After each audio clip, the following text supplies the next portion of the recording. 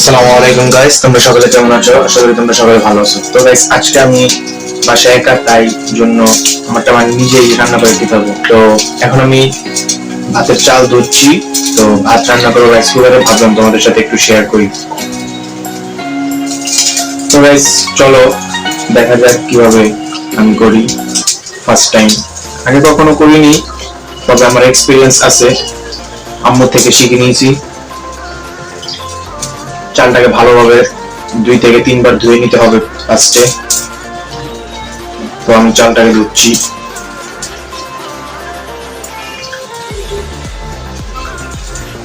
তো এখন এই পানিটা ফেলে দিয়ে আবার নতুন করে অন্য পানি দিয়ে দিতে হবে।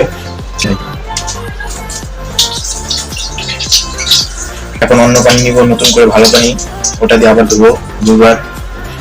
তো আমি আবারও পানি নিয়ে নতুন করে পানি নিয়ে ফেললাম। তো এখন আমি আবারও ধুবো আগের মতো করেই ভালোভাবে। তো এটার পর আরেকবার ধুলেই হবে। অনেকে 2 বার ধোয়, অনেকে 3 বার ধোয়, অনেকে 4 বার ধোয়। আমি ভাবলাম 3 বার ধোবো।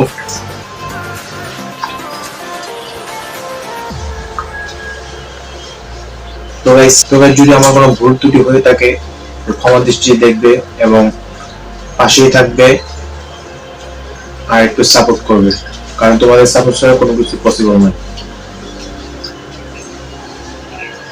তো আমি আবারও ধুয়ে ফেললাম। তো আবারও পানি চেঞ্জ করব।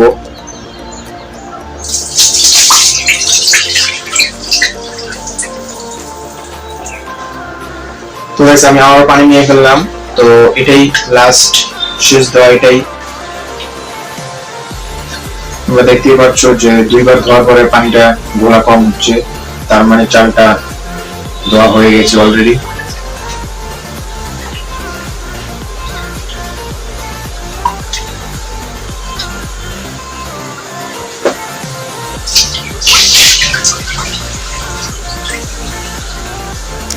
তো গাইস, আমার ধোয়া শেষ। এখন আমি রাইস কুকারে দিব। তো গাইস, আমি আবারও চলে আসলাম তোমাদের সাথে কথা বলার জন্য। তো এই যে দেখো, আমি রাইস কুকারে অলরেডি ভাত বসিয়ে দিয়েছি। তো এখন সুইচটাকে অন করব। এই যে অন করা শেষ। তো এখন ভাত হতে থাকবে অটোমেটিক। তো গাইস, আমি আবার ফিরে আসলাম। তো এখন ভাতটাকে একটু নাড়াচাড়া করতে হবে। তো এই যে দেখতেই পাচ্ছ প্রায় হয়ে এসেছে। বিসমিল্লাহির রহমানির রহিম।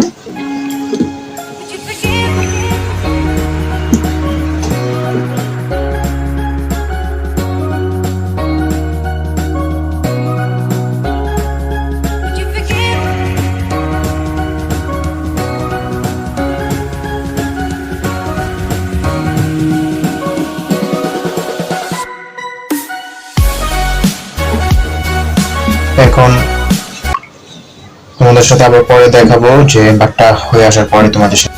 তো গাইস, এই যে দেখো অবশেষে ভাত প্রায় হয়ে এসেছে, প্রায় শেষ বললেই চলে।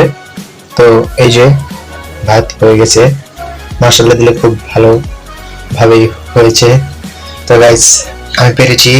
তো আমি আজকে ভাত রাইস করে রান্না করতে পেরেছি, আলহামদুলিল্লাহ। তো গাইস, আজকে এই পর্যন্ত রইলো এবং বাদ বাকি আবার অন্য সময় তোমাদের সাথে কথা হবে। তো ভালো থেকো, সুস্থ থেকো, আল্লাহ হাফেজ।